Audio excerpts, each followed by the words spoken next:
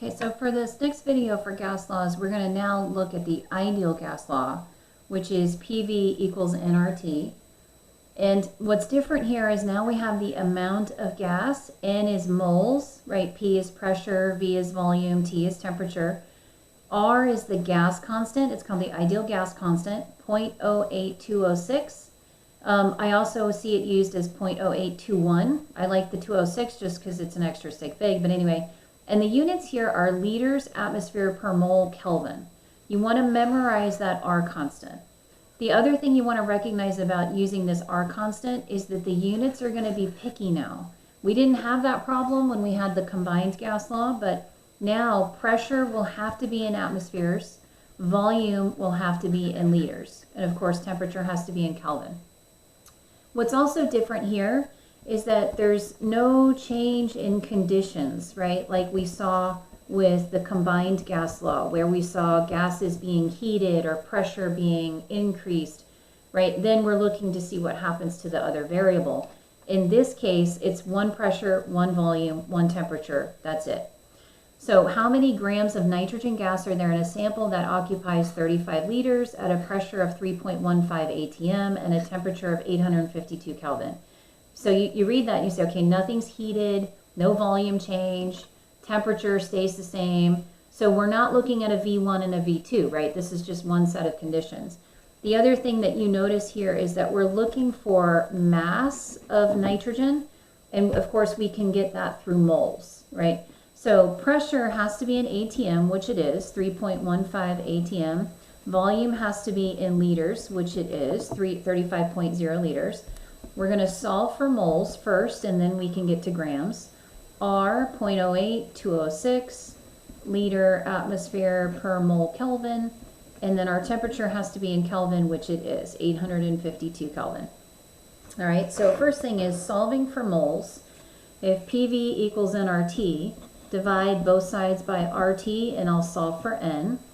All right, so N would be equal to pressure, 3.15 atmospheres, volume, 35.0 liters, R, 0.08206, temperature, 852 Kelvin. So 3.15 times 35.0, divide by 0.08206, and then divide by 852. So I get an N of 1.58 moles. And it's nitrogen. We want to remember one of our diatomics. So it is N2, right? Like oxygen gas is O2. So if I'm going to now take that to grams, I'm going to need the molar mass of the N2. Nitrogen is 14.01. So times 2, 1 mole of N2 would be 28.02 grams. And that's just the molar mass from the periodic table. So if I take my 1.58, multiply it by 28.02, keeping 3 significant figures, I get 44.3 grams of nitrogen. So the ideal gas law allows us to understand the amount of gas that's in a sample, and the amount would be measured in moles or mass or molecules if we wanted to.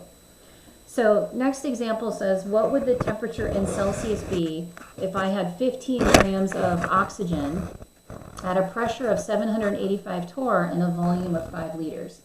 So again, here I recognize like nothing's being heated, no pressure change, just one set of conditions. I've got mass here first, but I can quickly and easily convert that to moles. So this is going to be a Pivner question, PV equals nRT. All right, now pressure, it was given to me in torr. And it has to be in ATM because of that R constant, which is the 0.08206 liter atmosphere per mole Kelvin. All right, so if I'm going to use this R constant, my units have to be liters atmosphere mole Kelvin. So I'm going to change torr to atmospheres. 1 atmosphere is 760 torr. I did want you to remember that one. So 785 divided by 760, keeping 3 sig figs. I get 1.03 atmospheres. Then volume is 5.00 liters, so just check that is the right unit. That's okay, we're good. Now moles, I have 15.0 grams of oxygen, another diatomic, O2, but I need to convert that to moles, so I'll divide by the molar mass of 32, 2 oxygens, 16 apiece. So 15 divided by 32, keeping 3 sig figs, I get 0.469 moles of O2. All right, and then my last step for temperature, I've got it in Celsius. That's what I'm looking for. So I'll solve for Kelvin first, because of course, again, Pivnert will be in Kelvin, and then I can convert to Celsius by subtracting 273. So if I start with PV equals nRT, I want to solve for temperature, so I'm going to divide both sides by nR. So I'll cancel out moles and R on the right side. Pressure, 1.03 atmospheres. Volume, 5.00 liters. Moles, 0.469. And R, 0.08206. So when I solve here, I don't know why I was going to put T2, sorry, temperature. So 1.03 times 5.00 divide by 0.469 divide by 0.08206. I get a temperature of 134 in Kelvin, and then I'll just subtract 273 to get my temperature in Celsius. So I get negative 139 degrees for my Celsius temperature. So pressure times volume divided by the gas constant and divided by my number of moles tells me my temperature for my conditions in Kelvin, right, because we know Pivnert is in Kelvin, minus 273 to convert that to the Celsius scale. So negative 139 degrees Celsius would be the temperature of that sample of oxygen gas. All right. Now, on the next page, we've got Avogadro's law. There's a couple of different things about Avogadro's law, but we typically use the 1 mole of any gas at what are called STP conditions will occupy 22.4 liters of space. Now, this is really coming from PV equals nRT, right? If I'm at what's called STP, standard pressure is 1 atm.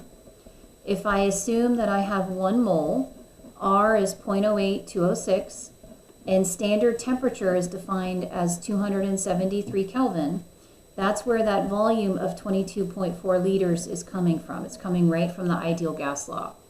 So this is going to help us if we do any kind of stoichiometry. The only problem is that we have to be under STP conditions, and a lot of times we won't be. But like in this first question, it says, what would be the mass of propane, right? I would give you that. That is the C3H8.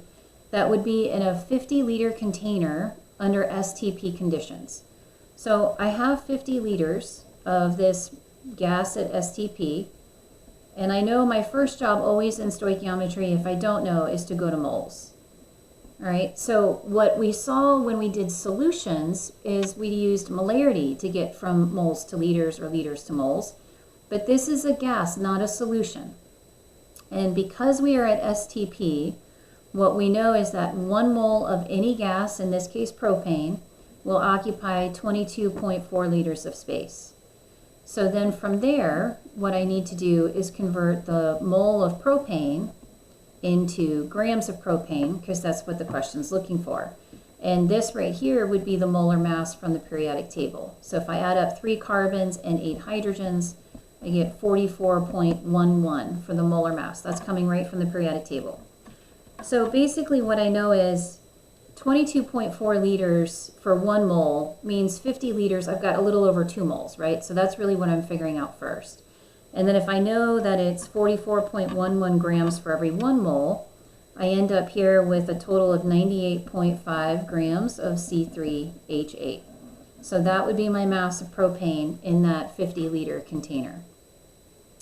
Now, density was something we did look at in Intro Chem, but we're going to update this a little bit because when we were in Intro Chem, we only looked at STP conditions, right? So if we're trying to find the density of a gas at STP, first, gases, the densities are typically grams per liter rather than milliliter because they're mostly empty space.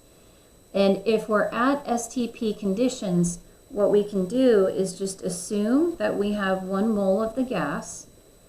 And if we do that, the mass, right, because we know density is mass over volume, The mass is going to be the molar mass from the periodic table, because again, we have 1 mole of it. And the volume will be 22.4 because we're at STP conditions. So it's simplified. So as long as we're at STP, our density is just molar mass divided by 22.4.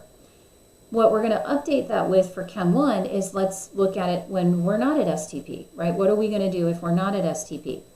So there's a formula here. When you're not at STP, you can take your molar mass times your pressure divided by R and T. Now, personally for me, I never liked memorizing formulas. I don't like memorizing a lot of things. I like just figuring it out. But if you prefer to memorize that formula, then absolutely go for that, right? Here's how I would do it.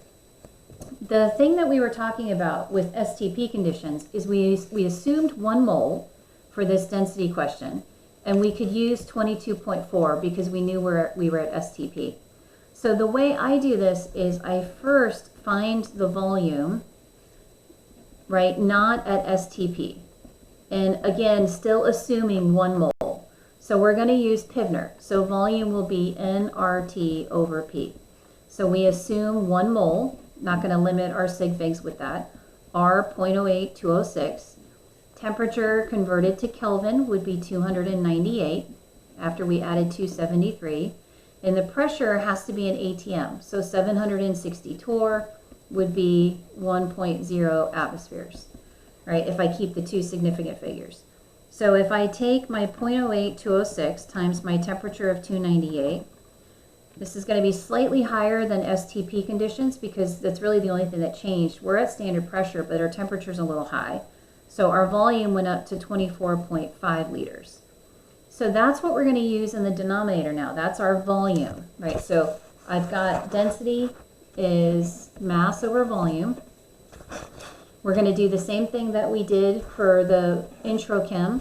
The mass of this, because we assumed 1 mole, is just the molar mass from the periodic table. So I would add 2 carbons at 12.01 apiece, 6 hydrogens at 1.01 apiece. So we'd get 30.08 for the molar mass. So that'll be my molar mass, 30.08 grams. We figured out that that would occupy 0.5 liters at our slightly higher temperature than STP conditions. So 30.08 divided by 24.5. There's really no significant figures to follow here because there aren't a lot of measurements. So if we want to go with the pressure that's given, we'll go only 2 sig figs. So this would be 1.2 grams per liter. So that would be our density of the ethane at 25 degrees Celsius and 760 torr. Now, mathematically, what I did the same thing, right? Molar mass times pressure divided by RT. But again, I never liked memorizing formulas. So I kind of thought about, all right, I know I'm not at STP conditions, so I can't use 22.4 for my volume. So let's figure out what the volume would be at the conditions specific to this question. Assume 1 mole, gas constant, temperature that's given, pressure that's given. That'll give me my volume for this gas, this 1 mole of gas. Then what I know is the mass, again, is from the molar mass from the periodic table. Divide it by that volume that I just determined using Pivner. Mass divided by volume gives me my density of this gas. All right. Now, the molar mass of a gas, this is a little bit different. Let's say I wanted to know the molar mass of the gas, but I don't know what the gas is. So I can't go to the periodic table and grab it. What you want to remember here is your units are grams per mole. So again, there's a formula here, but I typically like to figure it out without using a formula if I can. So what I'm looking at here is we want to know the molar mass of a gas. If 0.440 grams, right, so there's my mass, occupies 179 milliliters at 741 millimeters of mercury and 86 degrees Celsius. So remember, molar mass, we want grams divided by moles. Well, I've got the grams. I've got that it's 0.440 grams. What I need to do is first find moles. Again, that's N from Pivner. So I've got PV equals nRT. I'm going to first solve for moles. So the pressure was given in millimeters of mercury. So I'm going to take that 741 divided by 760 to get it into ATM. So keeping 3 sig figs, I have 0.975 atmospheres. Then my volume in liters dividing by 1,000 would be 0.179 liters. R, 0.08, 206. Temperature, just have to convert to Kelvin, 86 plus 273 is 359. All right, and now I'm ready to go. So PV equals nRT, so PV divided by RT is equal to N. Pressure in atmospheres, 0.975. Sorry, I should have put the unit. Volume, 0.179 liters. Divide that by 0.08206 and 359 Kelvin. So I'll take my 0.975, multiply by 0.179, divide by 0.08206, and divide by 359. So my moles, 0.00592. All right, remember those zeros in front are just placeholders, so don't just take that as 0.006. You want to keep 3 significant figures here. So now when I go to find my molar mass, I need my grams. In this sample, I know that I had 0.440 grams of gas, and I know that that many grams was the mass of 0.00592 moles. So there's my mass divided by moles. 0.440 divided by 0.00592, and I get a molar mass here of 74.3 grams per mole. All right, so that's how we can find the molar mass of a gas when we're not at STP conditions. Next question, one more example. We want to again find the molar mass. When it's vaporized, the liquid is vaporized, that means it's just turned into the gas phase. We've got a temperature, a pressure, and a volume, and we know the mass. So it's the same as what we did in the last example. First thing I'm going to do is, I know for molar mass, I need grams divided by moles. I have the grams, I just need the moles. So in this gas sample, at this temperature, this pressure, and this volume, how many moles are present? So we're going to first find our moles. Pressure was given in millimeters of mercury, so again, divide by 760 to get it into ATM. So I have 0.941 atmospheres. Volume was given in milliliters, so divide by 1,000 to get it into liters. Solving for N, R, 0.08206. And temperature, 98 degrees Celsius, but of course add 273. So we really have 371 Kelvin. So PV equals nRT, N equals PV over RT, pressure 0.941, volume 0.121 liters, R 0.08206, and temperature 371 Kelvin. So 0.941 times 0.121, divide by 0.08206, and divide by 371. In this sample, I have 0.00374 moles of the gas. So molar mass is grams divided by moles. So what I know is that many moles has a mass of 0.471 grams. So what would be the mass of 1 mole? We're basically setting up a ratio. But just let the units do the work, right? Grams divided by moles, we know that that's the units of molar mass. So 0.471 divided by 0.00374, and I get a molar mass of 126 grams per mole. All right, so that's how we find the molar mass of a gas. We have to find the moles first that are present in the sample. PivNert is our formula for that, right? Because that has moles in it. And once we know our moles, we know the mass of those moles. Mass divided by moles gives us our molar mass. So that's a good stopping point for this second video.